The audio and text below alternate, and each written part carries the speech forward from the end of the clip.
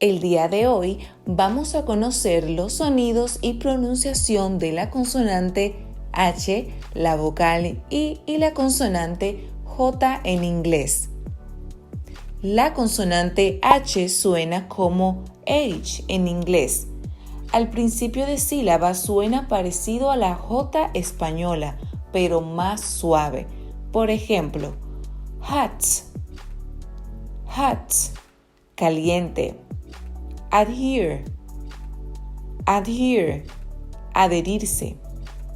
Se combina con la S, la T, la G y la P, de lo cual se tratará más adelante.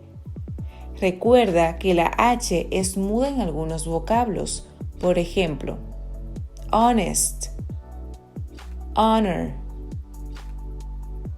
La vocal I suena como I en inglés.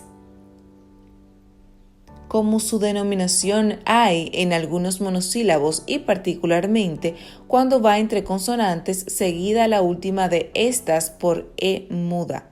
Por ejemplo, fight, pelea, pelear, sigh, suspiro, suspirar, mice, ratones, swine, marrano o cerdo.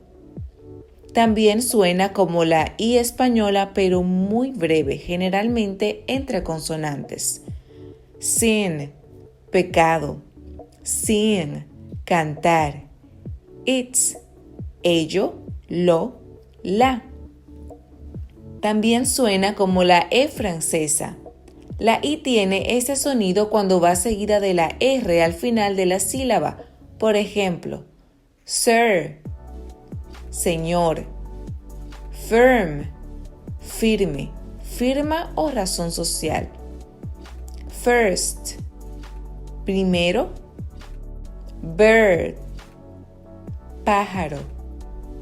También suena como una I española de sonido prolongado. Tiene este sonido particularmente en vocablos que vienen de lenguas latinas. Por ejemplo, marine, marino, valise, maleta, ravine, barranco o desfiladero, magazine, almacén, depósito de armas de fuego o de munición. También revista mensual. La consonante J suena como J en inglés. Tiene un sonido parecido a la Y pronunciada en muchas partes de la América Latina, pero aún más fuerte. Por ejemplo, enjoy, gozar, joy, alegría, just, justo. Hasta aquí esta lección. Más adelante continuaremos con los sonidos y pronunciación de las consonantes K, L y M.